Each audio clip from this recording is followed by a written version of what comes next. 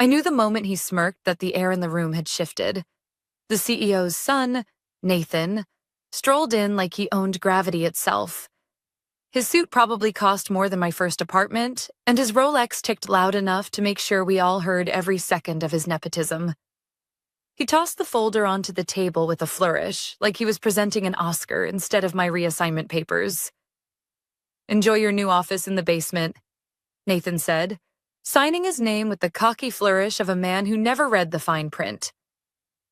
Around the table, the directors froze. A few looked down at their tablets, scrolling furiously as though they'd find a loophole. One coughed. Another adjusted his tie like it was strangling him. No one dared to meet my eyes. I didn't flinch, didn't argue, didn't beg. Instead, I smiled. The kind of smile sharp enough to cut drywall. And then, with every eye in the room watching, I slid my phone onto the table, pressed a button, and put the call on speaker. "Clause activated," I said calmly. "Wire $100 million immediately." Silence. Nathan froze mid-smirk, the pen slipping from his fingers like it had just turned to lead. His jaw worked, but no words came out. Across the table, his father, the actual CEO, stared at the signed papers in front of him, his face draining of color. For the first time in 20 years, I saw disbelief on that man's face. Jaw slack, eyes wide, silence heavy as concrete. But let's rewind a little, because this wasn't some spur-of-the-moment miracle. This was 18 years of sweat, loyalty, and strategy packed into one thin folder. 2 months earlier, I'd been in the break room waiting for the world's slowest Keurig to spit out what passed for hazelnut coffee when I heard Nathan's voice from the hallway. He never whispered. Whispering required self-awareness, and he'd never been infected with that disease. "She's done," he said loudly, like I was already a ghost. "Once I push her down a floor, the equity shifts. By the third quarter, I'll have full control after followed. Some junior analyst desperate for approval." Nathan laughed too, that grating frat boy cackle that made my skin crawl. My coffee never finished brewing. I left it behind and went straight to the one place Nathan never knew existed, my encrypted Dropbox, my vault. Inside, I had years of buried leverage. Drafts of contracts, notes from investor meetings, email chains executives thought no one kept, and glowing like a loaded mousetrap in the middle of it all. Section 14B, the key executive change of control clause. I knew every line by heart because I'd written half of it. 2 years ago, during a liquidity scare, I helped restructure our agreement with Crownwell Ventures, our largest investor. While the board panicked about payroll, I tucked in a safeguard clause, one that no one noticed. It stated, if any listed key executive is reassigned, terminated, or stripped of authority without a supermajority board vote, operational control reverts to Crownwell Ventures for not less than 18 months. Guess who was listed as a key executive? Me. I remember smiling when I reread it that night. All it would take was one arrogant move, one signature. From that moment on, I prepared. I pulled every version of the contract, time-stamped each one, and had notarized copies stored under different names. Even one in a safety deposit box registered to my niece's cat, Mr. Whiskers. Every time Nathan forwarded an email without copying me, I saved it. Every system access he revoked, I screen recorded. Every snide remark, every exclusion, every "Karen will handle the follow-up."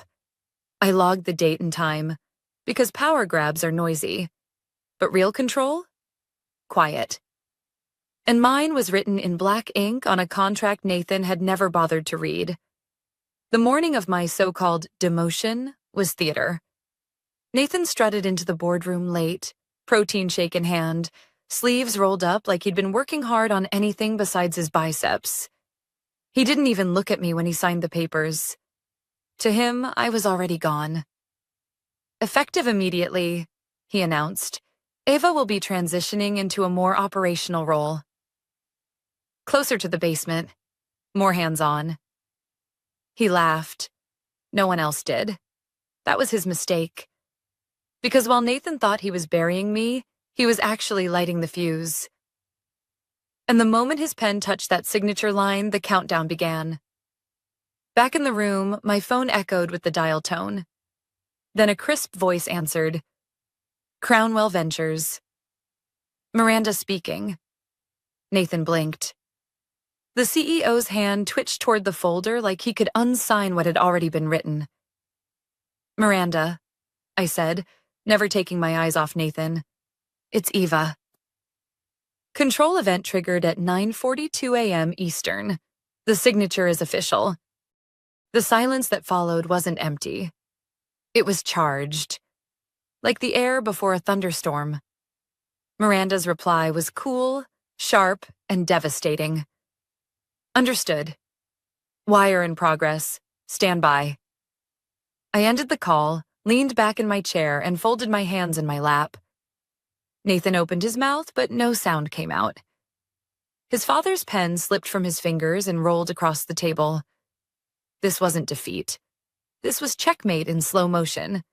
And Nathan had just signed his own surrender. The boardroom was a mausoleum after my call with Miranda. Nobody spoke, nobody moved. The only sound was the slow drip of the CEO's fountain pen ink bleeding into the paper Nathan had just signed. Nathan finally broke the silence. This is some kind of bluff. His voice cracked like glass under pressure. You can't just... What clause? There's no clause. I tilted my head slightly, like a teacher about to correct a student who hadn't done the reading. Section 14B, I said softly. Key executive change of control clause. Blank stares around the table. A few directors started scrolling on their tablets again. One of them muttered, Wait, 14B? The CEO, the real one, not the smirking heir, leaned forward, his jaw tight. Ava, what are you talking about? I let my smile fade just enough to look serious. 2 years ago, during the liquidity scare, Crownwell Ventures insisted on added protections. I helped draft them. You initialed every page, Tobias, including the one that lists me as a key executive. Tobias's eyes flickered, recognition dawning like a slow sunrise. He looked down at Nathan's signature again, then back at me. His face said it all. He knew. Nathan laughed nervously. Too loud. Even if that's true, which it's not, it's outdated. Irrelevant. You think some investor clause written in the middle of a crisis still applies? Nobody laughed with him. 2 months earlier, I had been sitting in my office late at night, reviewing documents that no one else bothered to touch. Most executives skim. They trust summaries, footnotes, or legal counsel. Not me. I read every line. And buried between force majeure clauses and equity covenants was my lifeline. Section 14B, it hadn't been easy to slip it through. Crownwell wanted ironclad protection against nepotism. The board wanted speed. I had been the middlewoman, smoothing edges, writing language, distracting nervous directors with talk of temporary adjustments. What I left behind wasn't temporary. It was permanent, binding, signed by Tobias himself. At the time, it was just insurance. I wasn't even thinking about myself. I was thinking about the company. I'd watched one too many overconfident heirs torch businesses out of ego. And Tobias, for all his competence, had a blind spot. His son. So I created the failsafe. Not for revenge, but for survival. Now, sitting across from Nathan's smug face, I realized survival and revenge were about to look very similar. Miranda already confirmed the wire. I said calmly. $100 million triggered by your signature, Nathan. Crownwell now controls operational authority for 18 months, and they've already designated me as their interim. Nathan slammed his fist against the table. You can't do this. You're just... He stopped himself. But the word was already hanging in the air. Just what? Just a woman, Just an employee? Just someone who'd given 18 years of her life to a company he treated like a toy? I leaned forward, voice still steady. I didn't do this, Nathan. You did. With that pen, I pointed at the ink drying on the page in front of him. The CEO finally spoke, voice low and dangerous. Nathan, do you have any idea what you've done? Nathan turned red. She's bluffing, Dad. I'll call legal. They'll fix this. But even as he said it, one of the directors, the kind who rarely spoke, cleared his throat. I just pulled up the clause. He turned his tablet toward the room. It's real. Section 14B. It names Eva explicitly. Gasps. Murmurs. A chair squeaked as someone shifted uncomfortably. The CEO's eyes closed slowly, like a man trying to wake up from a nightmare. When he opened them again, they locked on me. For the first time, he didn't see me as the loyal lieutenant. He saw me as the one holding the detonator. That night, I didn't go home right away. I drove to a storage facility 2 towns over, where a fireproof box held my duplicate contracts, notarized and stamped. Insurance for my insurance. I unlocked the box, pulled out the original binder, and flipped to Section 14B. Seeing my own name printed there, Eva Morales, Chief Strategy Officer, listed under Key Executives, made my hands tremble. Not with fear, with inevitability. For 18 years, I'd carried this company through acquisitions, crises, mergers, and betrayals. Every late-night call, every vendor saved, every quiet fix that no one gave me credit for. It all led here. And if Nathan thought sending me to the basement was an insult, he hadn't realized the truth yet. Basements are where foundations live, and mine was about to hold the whole company. The next morning, I arrived at the office to find my badge access revoked from the executive floor. My inbox was half empty, permissions stripped away. A calendar notification blinked. New location, B-level operations. They thought they were burying me. But all I could think as I walked toward the basement stairs was this. Nathan hadn't pushed me down.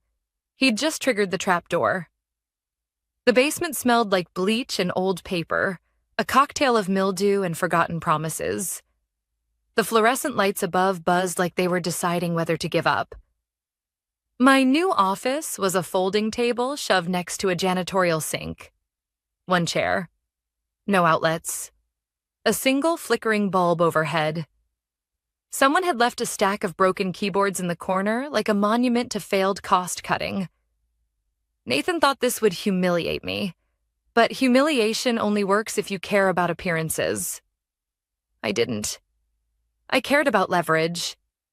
And down here, with no one watching, I finally had the space to prepare. My inbox chimed. Subject line, Executive Permissions Update. Body, Eva Morales reassigned to non-executive tier. Access group, Operational Support, Level 3. Effective immediately. I stared at the words the way a sniper looks through a scope. That email wasn't just an insult. It was the trigger. Under Section 14B, material reassignment or revocation of executive authority was the exact language required to hand Crownwell Ventures operational control. Nathan had just pulled the lever himself. I didn't forward the email right away. Instead, I saved multiple encrypted copies, uploaded one to a private cloud, and slipped a printed version into the slim blue folder that never left my side. Evidence is power. And I'd just been handed Exhibit A. A knock on the basement door pulled me from my laptop.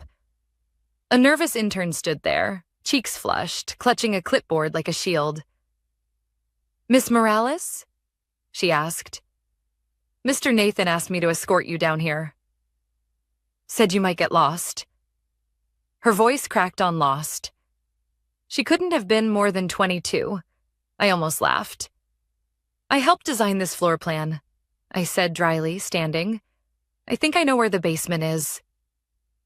The poor girl blushed tomato red. She wasn't my enemy.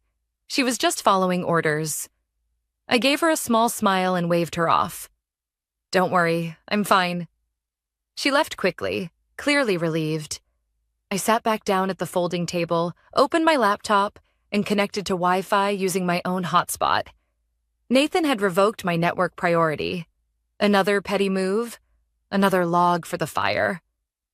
I spent hours combing through the digital bones of the company. Vendor contracts, archived dashboards, internal audit logs. Anything Nathan was too careless to secure. Every screenshot, every saved document, every archived thread was another nail waiting for his coffin. Above me, word trickled down about Nathan strutting across the executive floor like a rooster. He was bragging about his bold restructuring, floating ideas about launching an NFT division even though he barely knew how to set a password. I didn't interrupt, didn't confront him. Because silence is a weapon, and mine was loaded. At one point, I pushed back from the folding table and walked the basement halls.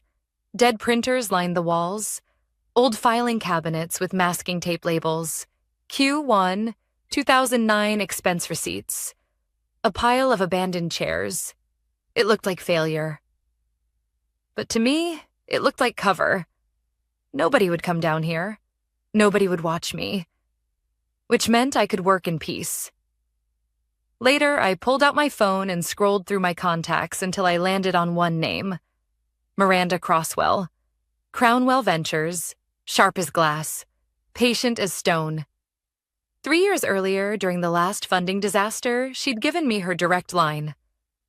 "For when the children start playing with matches," she'd said with a half smile. Well, the matches had been lit. My finger hovered over the call button. Not yet. Timing was everything. I'd let Nathan dig his own grave a little deeper before I handed Miranda the shovel.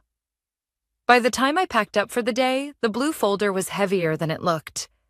Every copy saved, every log preserved, every breadcrumb tucked safely away.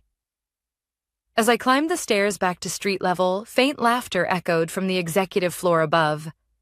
Nathan, no doubt basking in his own reflection. I didn't feel rage. I felt clarity.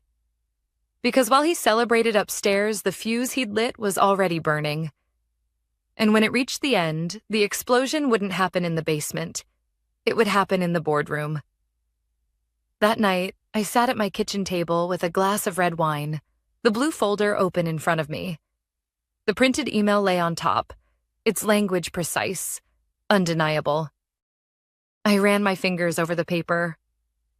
Proof of arrogance, proof of negligence, proof that after 18 years of loyalty, they thought they could shove me into the dark. But basements aren't just storage. They're where the foundation is. And mine was stronger than Nathan's entire house of cards. For days, I let Nathan believe he had won. He strutted around the executive floor like a rooster in a borrowed barn, parading his new title, holding visionary meetings where he mispronounced acronyms and promised initiatives he didn't understand. The staff clapped politely. Some laughed at his jokes. Most kept their heads down. But silence in a company is never loyalty. It's survival. And I knew how quickly survival could shift when money changed hands. One evening, sitting at my folding table in the basement, I finally took out my phone and dialed the number I'd been saving for years. Crownwell Ventures. A crisp voice answered. Miranda speaking. I didn't waste time. It's Eva. The clause has been triggered. Material reassignment. I have the documentation. There was a pause, the sound of ice clinking against glass on her end. Then, do you have proof? I have everything. Email updates, signed papers, even system access logs. Nathan demoted me without a board vote. Section 14B is live. Her tone sharpened. Send me the originals. No summaries, no screenshots. Originals only. I opened the blue folder, slid the key document onto my scanner, and within minutes she had it in her inbox. Silence while she read. Then a low whistle. Eva, this is the original signature set. Stamped, sealed. Your name is right there under key executives. I know, I said. I wrote half of it. She let out a small laugh, not joyful, but impressed. You were patient. I wanted him to make the mistake himself. I didn't push. I waited. That's rare, she said. Most people panic. They try to force the trigger. You let him hang himself. I leaned back in my chair, staring at the water stains spreading across the basement ceiling. I wasn't interested in panic. I was interested in inevitability. There was a pause on the line. Then Miranda spoke again, calm and deliberate. Under Section 14B, operational control reverts to Crownwell for not less than 18 months. That means we take over appointments, budgets, strategy. Everything and Nathan? I asked. He'll still have his corner office, his espresso machine, his nameplate. But none of it will matter. His title will be empty. The control will be ours. I closed the folder, slid it back into my bag. Then let's make it official. The next morning, Nathan sent out a glossy, company-wide memo titled, New Era of Innovation. I nearly laughed when I read it. He promised growth, promised new divisions, promised forward synergy and digital disruption. It was the kind of hollow word salad consultants get paid 6 figures to deliver. But while he was busy writing his pep talks, Miranda's legal team was already moving. I forwarded them every email Nathan had sent with my name erased.